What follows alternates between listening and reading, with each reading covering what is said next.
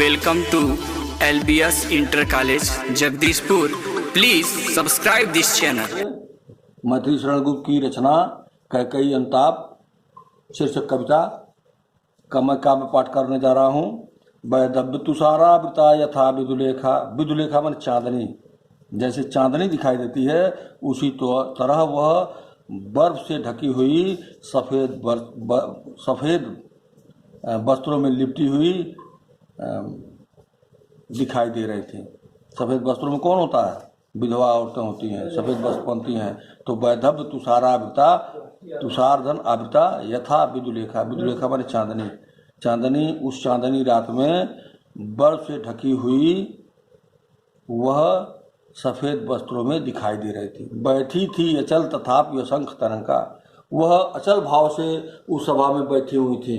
बैठी थी अचल, अचल माने स्थिर, तथापि असंख्य तरंगा, फिर भी उनके मन में असंख्य विचार चल रहे थे। उनके मन में असंख्य विचार उत्पन्न हो रहे थे।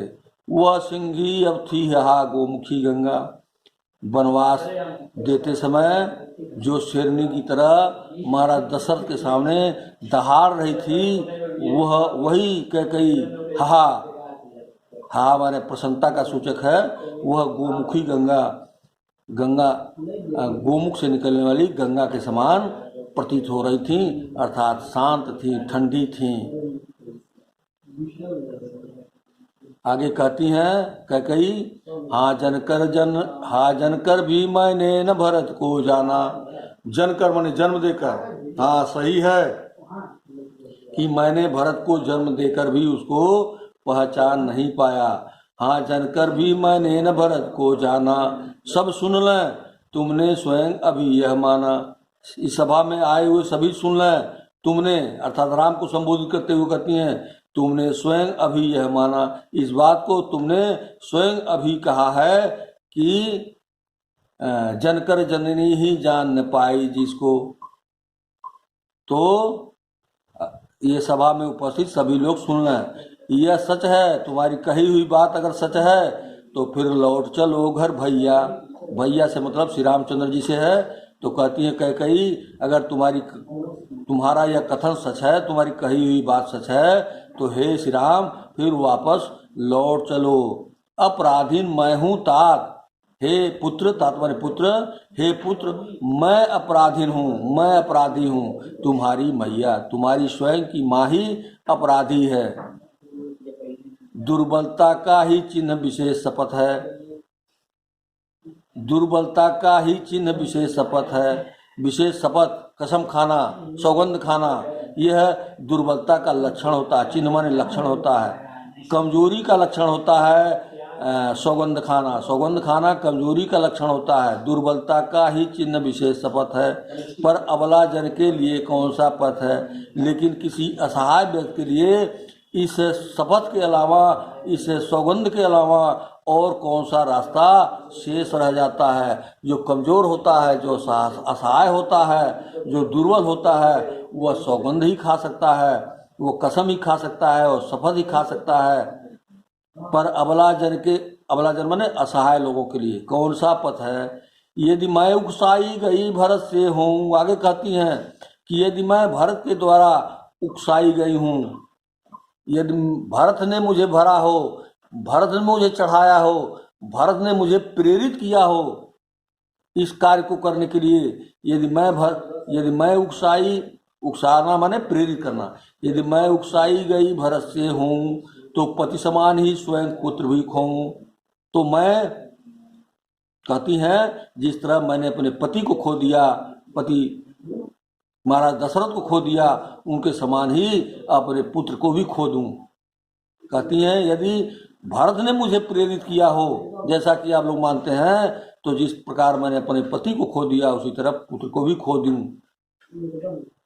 तब तक सभा में बैठे हुए लोग हाथ उठाते हैं कि ऐसा मत कहिए, ऐसा मत कहिए।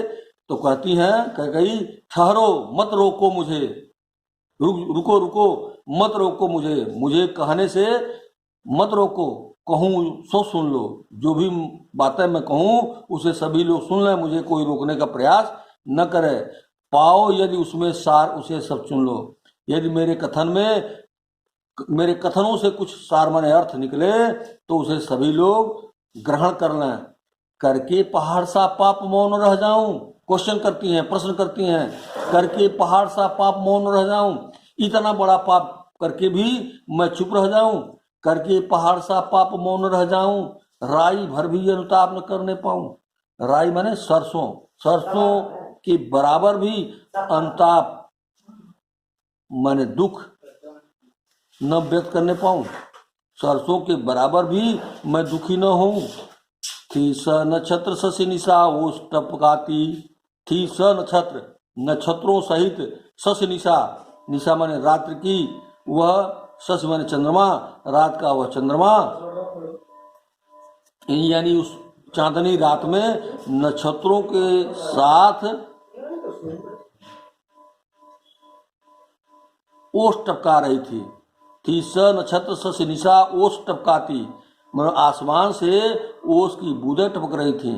और नीचे रोती थी नीरव सभा हृदय थपकाती, और नीचे बैठी हुई सभा में सभी लोग अपने हृदय को थपकाते हुए अर्थात सांत्वना देकर रो रहे थे।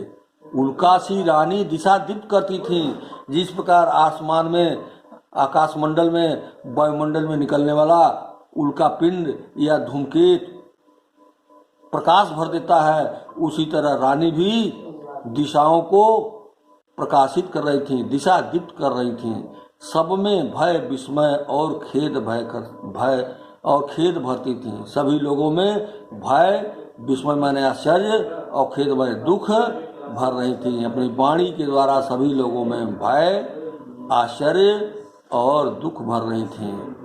आज तक यही, फिर अगले दिन दूसरा पाठ शुरू करेंगे। अरे दूसरा पाठ नहीं, इसी का और खंड जो बकाया है उसको आपको पढ़ाएंगे।